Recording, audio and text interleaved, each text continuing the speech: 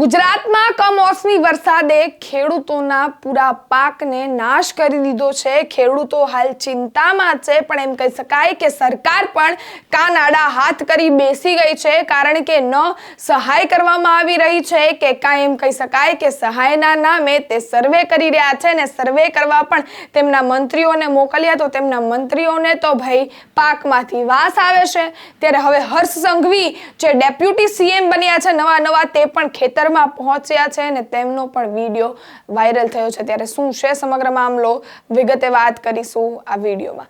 વૈષ્ણવજન તો તેને કહીએ જે પીડ પરાઈ જાનાને રે। નમસ્કાર દર્શક મિત્રો, નવજીવન ન્યૂઝમાં આપનું સ્વાગત છે। હું છું જ્યોતિકા પંડ્યા।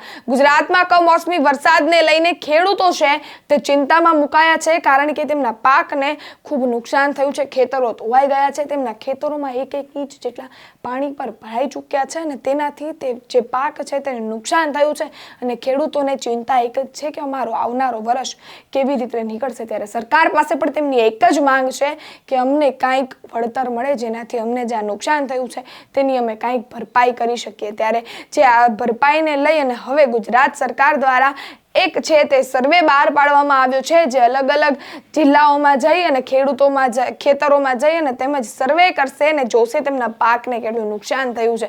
ત્યારે મંત્રીઓને પણ મોકલવામાં આવ્યા હતા, તેમના આકાઓના આદેશ ઉપર મંત્રીઓ પણ મેદાને ઉતર્યા હતા અને તેમજ અલગ અલગ ખેતરોમાં જઈ અને સર્વે કરી રહ્યા હતા। ત્યારે સૌ પ્રથમવાર એસીની ઓફિસમાંથી બહાર આવો તો તમને પણ ભાઈ તકલીફ તો પડવાની જ છે। ત્યારે આવો જે વસ્તુ હતી, ઘટના હતી, તે બની હતી નરેશ પટેલની સાથે। જ્યારે નરેશ પટેલ જે મંત્રી છે તેમને બહાર મોકલવામાં આવ્યા એસીની ઓફિસમાંથી। તે સૌ પ્રથમવાર બહાર નીકળ્યા તો તેમને પણ જે ખેતરો છે તેમના પાકમાંથી વાસ આવતી હતી। ત્યારે ઈ તો ઠીક, હવે ડેપ્યુટી સીએમ જે હર્ષ સંઘવી છે તે પણ પાકના સર્વે કરવા માટે ખેતરમાં ઉતર્યા છે ને તેના દ્રશ્યો પણ સામે આવ્યા છે। તે પણ અલગ અલગ પાકને હાથમાં લે છે અને તેમજ જે સર્વે છે તે કરી રહ્યા છે કે પાકને કેટલું નુકસાન થયું છે, કે પાકમાં શું વસ્તુઓ થઈ છે। મગફળી લઈ લ્યો, સોયાબીન લઈ લ્યો, કપાસ લઈ લ્યો, તે અનેક છે તે સાવ નસ્તનાબૂદ થઈ ચૂક્યા છે। સાવ એટલે સાવ તેમાં નુકસાન આવ્યું છે ને તેમજ ખેડૂતોમાં હાલ ચિંતા જોવા મળી રહી છે। ત્યારે જે આ દ્રશ્યો છે,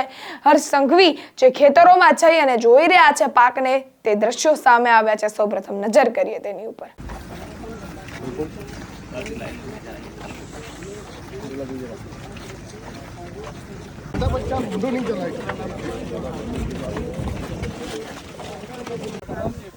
આ ઊભું છે તે હવે કોઈ કામમાં નહીં આવે। તમે સાઈડ પડી ગયા છે પાછું અને આ બાજુ